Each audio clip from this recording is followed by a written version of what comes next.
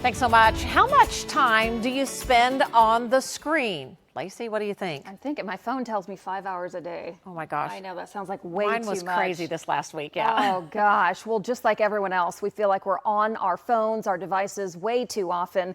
In this morning's Health Matters by TSET, our Dottie Small explains the risks people face, especially our children, every time we pick up a device. Mindless scrolling, too much time in front of the TV. We've all done it. But what are the risks, especially for our kids? We're here to talk about excessive screen time in kids specifically. What kind of cognitive development impacts can excessive screen time cause? There's a lot of research being done around this right now. And in particular, what we're noticing in the research are concerns for language development, concentration, and then more into things around self-esteem and social connection.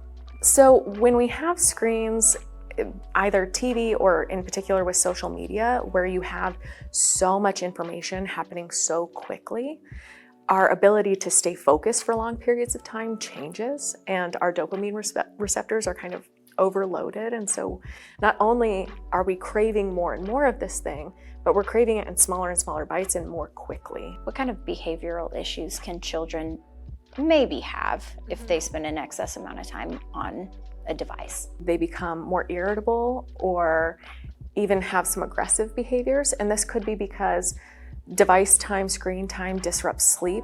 It can impact our sight. It can make us more vulnerable to headaches. It can also lead to isolation. It's so important for our kids, for our adolescents, to be connected to people, to have that opportunity to find themselves amongst their peer group.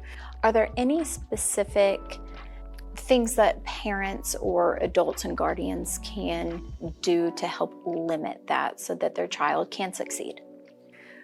I think we have to walk the walk. We as adults are just as guilty of being on our screens, of being on our devices. And if we want to have moments of connection, meal times are a great time to say, we're gonna put devices down.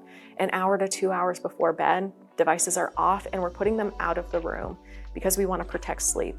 We also need to stay in the loop of what our kids are using, right? What are the social media platforms? What are the things they're accessing?